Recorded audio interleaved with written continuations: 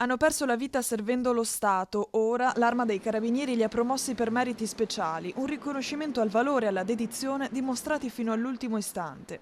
A pochi giorni dalla tragedia di Casteldazzano, Valerio da Pra, brigadiere capo in servizio a Padova, è stato promosso al grado di maresciallo. Davide Bernardello, carabiniere scelto, è stato promosso ad appuntato, mentre Marco Piffari, luogotenente in servizio a Mestre, è stato promosso a sottotenente.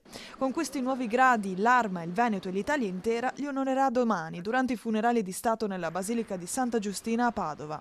La cerimonia inizierà alle 16, alla presenza del Presidente della Repubblica, Sergio Mattarella, della Premier, Giorgia Meloni, del Presidente del Senato, Ignazio La Russa, e del Presidente della Camera dei Deputati, Lorenzo Fontana.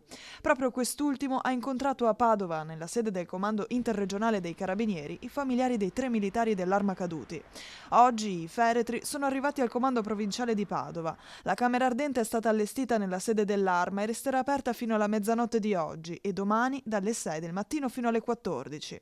Valerio, Davide e Marco saranno salutati con gli onori dovuti a chi non ha esitato a servire il proprio paese fino in fondo e da domani saranno parte della memoria viva dell'Arma e del paese.